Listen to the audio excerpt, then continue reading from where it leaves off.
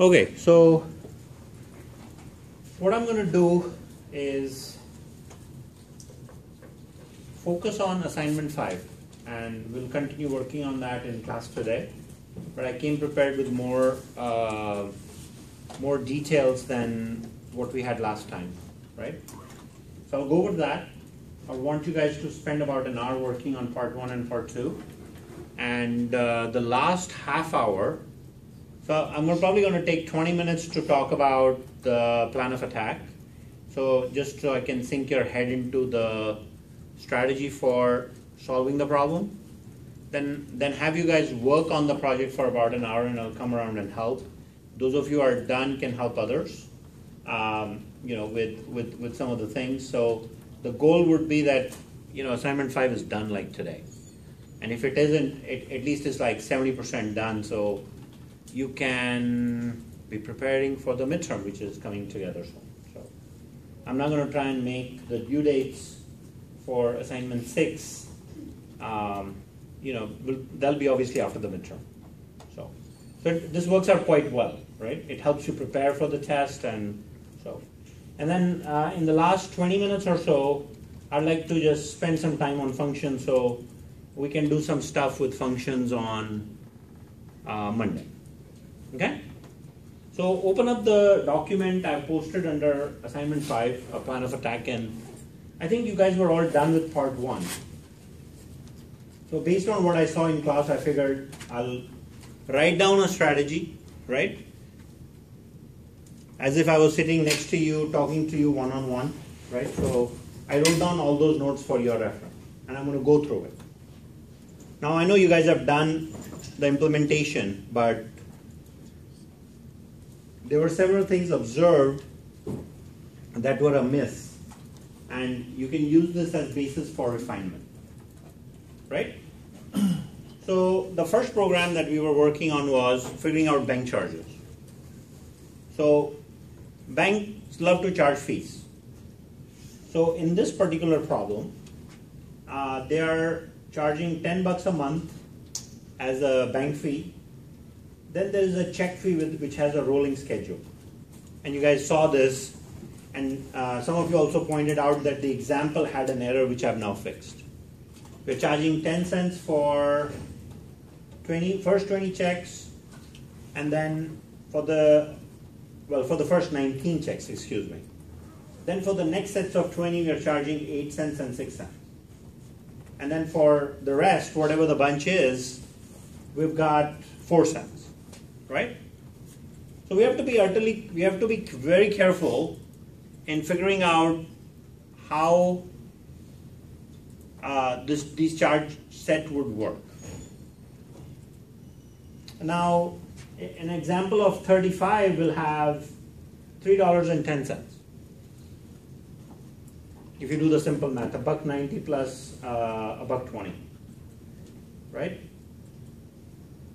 That comes to 35, right? Actually, this should be for the next 16 checks. So it will be $1.28. So this still has an error which I need to fix. You guys see that? Hello, everyone. Another mistake. $1.90 plus, because 19 plus 15 makes 34, not 35, right? So this has to be 16, so this will be $1.28, so this should be $3.18. That's the right answer. Okay? So plan of attack.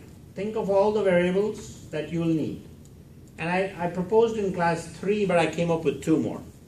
I wanted to focus on the base charge. And this was another requirement, I think, that was amiss. There's an additional 20 charge, which is a base charge. Don't ask me why. Banks just love to charge stuff, so, right? So you declare the variables. I've got 3 of them, and I hope you guys are following along on this quickly, because I want you guys to hit the ground running to take care of the coding part. So we've got number of checks, which is an input. So that number can be either what? That input can either be some number like 17 or 35 or or 55 or 85. So we can handle a bunch of cases, and then we'll maybe add 1 or 2 boundary conditions and say, maybe I have 1 check or 0 check.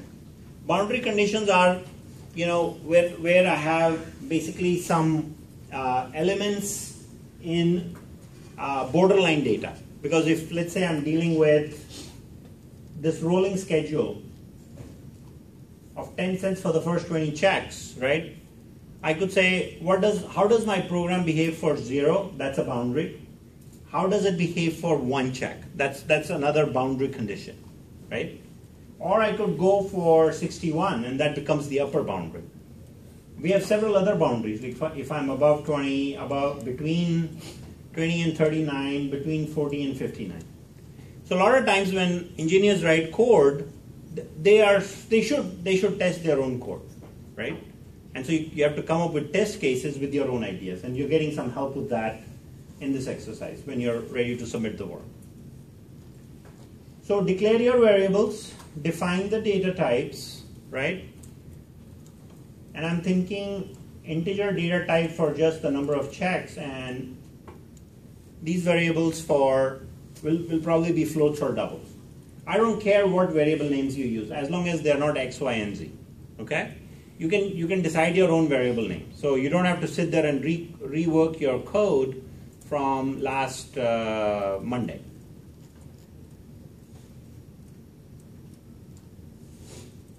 So you all know that you have to use the scanner class to read in the number of checks. Then we are ready for the main processing. You already know the rolling schedule. You also know the fault in the example that will be fixed. Now, what's the best way of computing this? And this is where you have to be careful. And let's focus on things in the bold. And then you can read the other inline comments for your own understanding later. If number of checks is less than 20, right, I'm going to charge. So that will mean that if I have 17 checks, I'm going to compute $1.70. And the fact that I say total fee for check equals total fee for checks, the total fee for check should be initialized to 0. So you don't end up with unnecessary stealthy issues. Then we subtract 19. Because it's less than 20, right? We subtract 19 because we want, so if I have 35 checks or 65 checks, I want to now deal with the remainder, 16 checks or 46. Getting? Questions? Yes? Explain that again. So you have 30 checks. Right. Actually, let's say 29 for simple math. So I've accounted for the first 19 in this code. So I have to account for the remaining 10 right here. That's why I do the subtraction. And then I say that now I have a new value which will be 10 here, right? So I'm saying if the value is of num checks is between 0 and 20, it's greater than, meaning 1 and 20, then let's take that 10 and multiply it by 8, which will be 80 cents, right? And add that to total fee for checks, which carries over from the previous.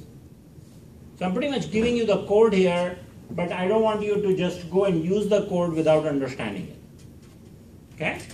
So the hour is to copy and paste this code in your code and make sure you understand the strategy and really synthesize it. If you have taken another approach, that's okay, as long as it's working, right? So, but here is another thing. What if I got 49? My input is 49, right? So that means for the first 19 checks, I need to charge 10 cents. For the next 20, I need to charge 8. And for the next 10 or 9, for the next 10, I need to charge 6. So that's why I have this else block.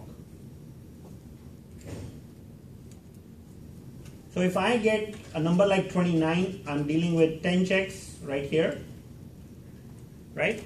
And you all understand why I've got total fee for checks here twice, right? Because I want to keep adding to that bucket of total money. Now, if it turns out that I have a number like 49, then the value is not going to be between what? 1 and 20. So what I do is I account for 20 and then I do another subtraction. And so now I'll have 10 checks remaining for a value of 49. Are you guys getting this? Say, like, no is a perfectly great answer right now. And even if you need assistance during the your hands-on time, let me know. So what happens next? We do the same old thing. Because we've got a new number computed here, right? And make sure that is part of the else block. Now, what do I do? Charge 6 cents. And if I have even more, then I do the same gig for the next 20 and I subtract. And then I'm done, I'm ready for the last part. For the remaining checks, I just have this expression. And after that statement, I should have the total. Then what do I do for my total? Is I add the base charge of 20 bucks, bank fee for 10, and the total fee for checks, right? I've got a nice surprise for you guys. So this is your output. Welcome to my bank. We love charging fees, all kinds of fees. And we love your business, so thank you. The more checks you write, the more you save. And here is the check fee schedule. You tell them, what they're being charged. Customers always like to know what they're paying for. So we software engineers, what do? We are supposed to provide the data in order, okay? So here is the total, and you print that out. And for extra credit, you can print these out. I'll make that worth your while. A ton of points. So you'll need to declare additional variables. Don't attempt this if you don't have time. Finish part B, then go back and attempt it. And I'm not going to provide you any design help for coding that. Okay? You got to do it on your own. As you might realize, you'll have to declare variables, more variables to track the number of checks. Don't say n checks. N has to be replaced with 19 checks, 20 checks, and 5 checks. And then it has to print the dollar value and the sum total for each, subtotal for each should be total to the total fee for checks. Okay? So that's a lot more work, but it's doable. Are you guys getting this?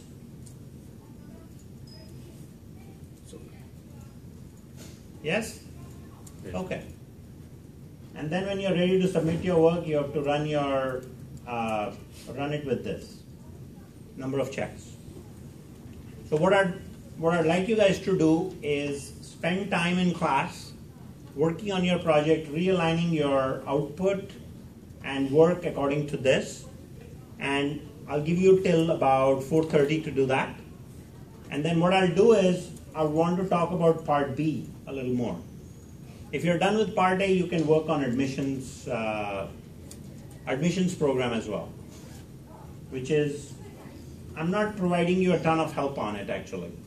What I want to do is, I'm giving you some hints, but I want you guys to design that on your own, right? Because you learn from one example and apply into another, and we keep rolling forward, okay? And so okay.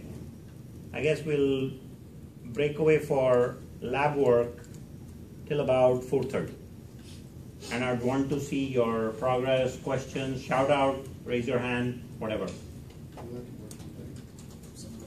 No, you work on your own. Or if you want to work with someone, if you're done with your stuff and somebody wants to help you, or if you want to help someone, please do it. That'll be totally fabulous. Okay? So let's have a ball.